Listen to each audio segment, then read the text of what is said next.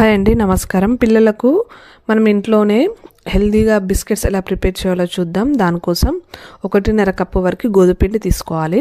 మీరు గోధుమపిండి ప్లేస్లో మైదాపిండి అయినా తీసుకోవచ్చు, బట్ హెల్దీ కోసం గోధుమపిండి తీసుకోండి. అలాగే 1/2 కప్పు షుగర్, అది మిక్సీ పట్టుకొని వేసుకోండి. అలాగే 1/4 కప్ వరకు రవ్వ, అది కూడా మిక్సీ పట్టుకొని దీంట్లోనే వేసుకొని, మనకు షుగర్ అనేది పౌడర్ కావాలి కాబట్టి మంచి మిక్సీ కావడానికి షుగర్ని పౌడర్ చేసుకొని దాంట్లో వేసుకోండి. అలాగే ఒక 5 నుండి 6 వరకు కాజు, దాన్ని కూడా ఇలా బరకగా మిక్సీ పట్టుకొని దాంట్లో వేసుకోండి. అలాగే ఒక 1/4 కప్ వరకు కోకో పౌడర్, ఇది ఆప్షనల్ అండి, వద్దు అనిపిస్తే స్కిప్ చేసేసుకొని డైరెక్ట్ వట్టిగానే చేసుకోవచ్చు. మనకు పిల్లలకు కొంచెం బిస్కెట్స్ టైప్లా కనబడడానికి కోకో పౌడర్ వేసుకున్నాను నేను. తర్వాత కొద్దిగా ఒక 2 ఇలాచీలు మంచి దంచి దాంట్లో పౌడర్ లాగా వేసుకోండి. అలాగే ఒక 1/4 టీ స్పూన్ వరకు బేకింగ్ పౌడర్ వేసుకోండి.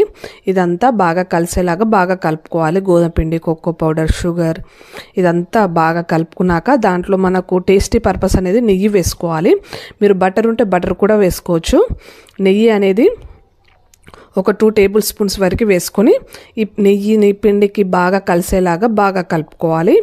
మనకు ఇలా ముద్దకు చేస్తుంటే ముద్దకు రావాలి, అంత కలిస్తేనే మనకు అంత నెయ్యి వేసుకుంటేనే మనకు బిస్కెట్స్ అనేవి చాలా క్రిస్పీగా నోట్లో వేసుకుంటే కరిగిపోయేంత టేస్టీగా ఉంటాయి.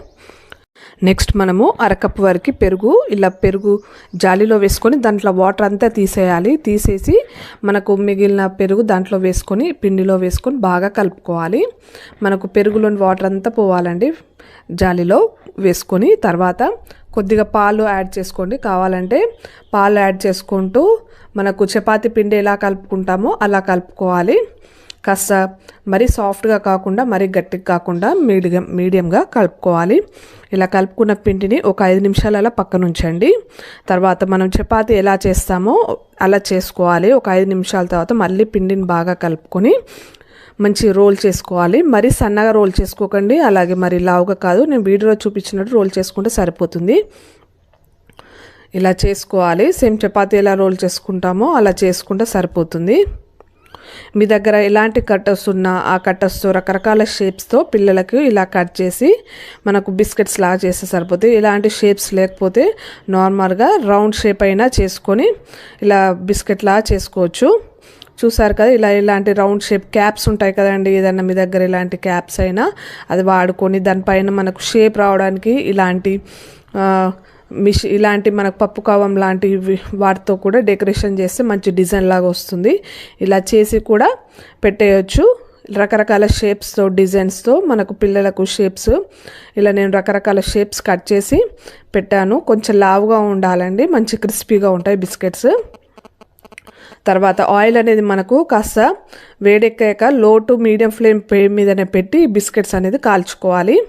బాగా హై ఫ్లేమ్ పెట్టద్దండి, లో టు మీడియం ఫ్లేమ్లోనే పెట్టాలి. పెట్టి ఇలా కాల్చుకోవాలి. మన కలర్ అనేది చేంజ్ అయిపోయాక తీసేసుకుంటే సరిపోతుంది. ఆయిల్ నుండి అన్నీ ఇలాగే కాల్చుకుంటే సరిపోతాయి మనకు అన్ని బిస్కెట్స్.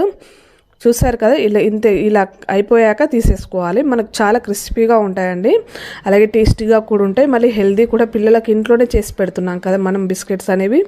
చూసారు కదా, ఇలా ఉంటాయి మనకు బిస్కెట్స్ ఇంత క్రిస్పీగా.